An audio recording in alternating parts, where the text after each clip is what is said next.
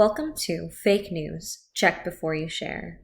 This presentation was initially created to be interactive, so please feel free to pause the video and Google or check the information provided further. What is fake news? Fake news can be false, counterfeit, or completely made up. Fake news can also be partially true, but distorted, taken out of context, or uses unreliable sources, leading the reader to false conclusions. What is not fake news? Fake news is not a political story which is seen as damaging to an agency, entity, or person. Why does fake news exist? Fake news exists to sway readers' opinions, to make money, or to be funny. How is fake news different from real news? Most news organizations are for-profit, but fake news sites will sacrifice accuracy for higher profits. Most news organizations publish opinions, but fake news sites will conflate opinions with news. Opinions published on fake news sites will be based on emotion, belief, or prejudice rather than evidence. The overall purpose of genuine news is to inform. Take a look at the headlines provided on the right side of the screen. The blue headline is from a left-leaning news source. The green from a centrist news source. The red headline is from a right-leaning news source. All three of the above present factual stories, although with emphasis on facts that their audience may like. This is called slant. The headline outlined in black is fake. Pelosi never said this. How can you tell if news is fake? To spot fake news, you have to do a little bit of investigating. Take out your detective cap and put it on. Let's look at how to spot fake news. You need to consider the source, read beyond, check the author, check the supporting sources, check the date. Is it a joke? Check your biases, or ask the experts. Let's take a look at these in more detail. Check your biases. Consider if your own beliefs could affect your judgment. Think about it. Think about your current beliefs. How does your social media reinforce your beliefs? Google the term filter bubble. Audience bias in the news. Readers who regularly consume media reflecting one ideology may be predisposed to believe information that fits that ideology, even if it's not true. Google the term confirmation bias. Ask the experts, ask a librarian, or consult a fact-checking site. Look it up. Use a fact-checking site to look up information. Has professional fact-checkers discredited the story? Look at other sources. Have other credible sources reported the same story? Please fact-check this story, titled Iowa Man Gets 16 Years for Burning Rainbow Flag. You can use Snopes or try to Google to find an additional credible news source. Supporting sources. Click on those links in the article. Determine if the info given actually supports the story. Check the sources. Let's look at this conspiracy junk science rumor source. Are the sources in the article current, relevant, and authoritative? Are they real? Google the source, cited Wyoming Institute of Technology. This story, titled Solar Panels Drain the Sun's Energy, Experts Say, is a silly story that actually fooled many readers.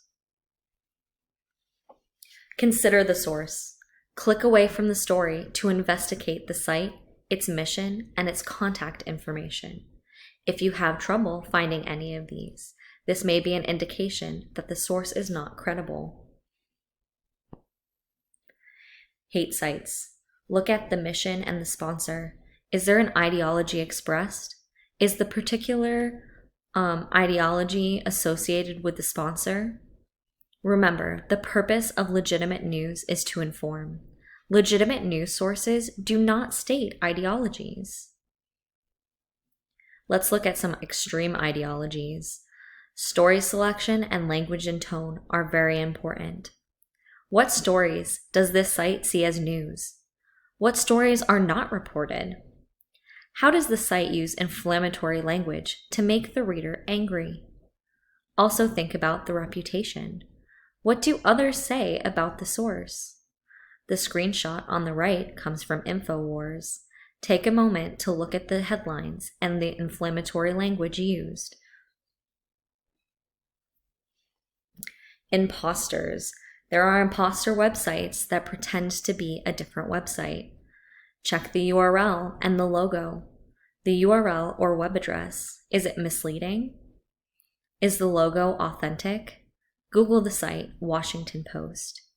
This fake issue of the Washington Post circulated on Wednesday, January 15th, 2020 in Washington, D.C., both in print throughout the city and online at democracyawakensinAction.org. An activist group called the Yes Men took credit for producing the fake. They said they wanted to create a dream paper, a paper full of stories they wished might actually come true in the future. The group is known for its political pranks.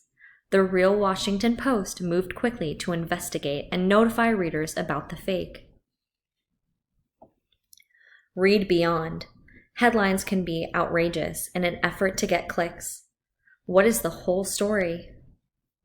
Let's look at clickbait. How do headlines bait the readers? How else could these headlines have been written? Content. Fake news sites use clickbait to make money from advertising revenue. Clicking these headlines can lead to fake news stories, phishing sites, ads, and more clickbait. Take a look at the headlines on the right. How are they trying to bait you into reading the article? Check the author. Do a quick search on the author. Are they credible? Are they even real? Let's talk about unreliable authors. Look at the byline for the story. Is the author named? Does it appear to be a real name? Can you get information about him or her? Look at their credentials and affiliations. How is the author associated with the site? Do they state an ideology? Have they written other fake news stories? Google the author, Jim Hoft. Check the date. Reposting old news stories doesn't mean they're relevant to current events. There can be images or stories that are recycled or taken out of context. Look for updates. Has the story been updated, corrected, or retracted? On what date was it posted? Look at the images. Are there context clues? Are there image credits? Try using a reverse image search. You can go to tineeye.com or paste the image location. This image on the right, was it an evacuation from a hurricane? In 2017, this image circulated on Facebook, supposedly showing an evacuation from Hurricane Irma in Florida. However, it is actually an image of an evacuation from Houston during Hurricane Rita in 2005. Hurricanes and other natural disasters seem to generate many fake and recycled images. Is it a joke? If it is too outlandish, it might be satire. Research the site and the author to be sure. Satire sites.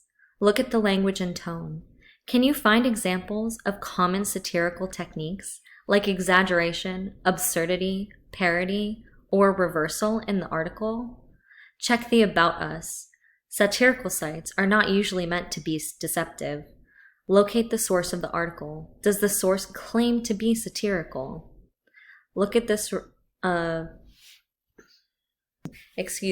at the article on the right side of the page, titled, "Study Finds Every Style of Parenting Produces Disturbed, Miserable Adults." From a report from the Daily Beast, the California town was confused by a fake study. The study finds every style of parenting produces disturbed, miserable adults, reads this Onion headline. In 2011, how many live in California? The article cited a fictitious study conducted by a very real California Parenting Institute, CPI, without the center's blessing, alarming a large number of local residents who began flooding the research center with concerning emails and phone calls. I'm totally aware that it's satire, but it's spreading through the internet and people's blogs, and where it's coming from is getting left off, and it looks like a complete news story, said the California Parenting Institute's executive director. Added a colleague, we even had parent educators who work here saying, "When did we do this study?" A clarifying press release from CPI soon followed. Let's do a little bit of practice.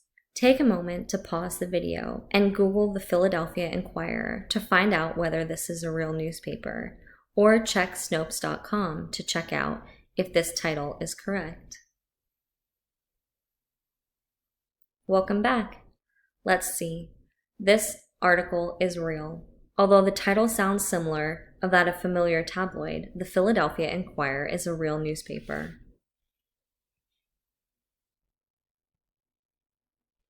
So how do you find real news? Seeking out well-known, reputable news sites is one way. You can also use a news app that curates real news sources. Or you can use the Valencia library databases to access news. These are good because you can access them from anywhere. They're free to you as students. You have access to thousands of subscription-based sources. You have access to historical archives like the New York Times Historical. You can do more with the search and filtering options. You also have the option to cite the articles or email them to yourself. And you have library support to help you search through these news databases. Take a moment to pause the video and read about Global News Stream on the right side of the page. Let's look at some scenarios of whether or not to share news, or whether or not the news you're sharing could be fake news. Sandra notices a news story in her Facebook feed that was shared by her best friend. She clicks on the story and sees that it comes from a far left-wing blog site. She considers herself left-leaning, and part of her wishes the story were true, even though she's pretty sure it's fake. Just to be sure, she Googles the story, but she cannot verify it. Still, the story is the kind of thing that could be true, and she wants to share it as political commentary. Most of Sandra's friends agree with her politically, so she thinks they'll feel the same way. What should Sandra do? Do not share fake news. Lack of control over how it is shared by others. Google the term echo chamber. Let's look at another scenario. Andre is following a breaking news story about a bombing that has taken place in a neighboring city. Many of Andre's friends live there, and he's spent a lot of time in the area, so he feels emotionally connected to the place. He really wants to find the people who are responsible and help bring them to justice. One of Andre's friends, who lives a few blocks from the crime scene, shares a photo of someone he thinks looks suspicious and asks friends to share it so they can help locate the individuals. What should Andre do? Andre should not share this photo. This had been a real problem in cases such as the Boston Marathon bombing. Innocent people can be put in danger. Let's look at one more scenario. Kayla's friend shares a funny news story that Kayla immediately recognizes as political satire. She wants to share it, but since her friends all have really different political views, she thinks some of them might be offended by the story, while others might take it seriously. What should Kayla do? It's okay to share satire.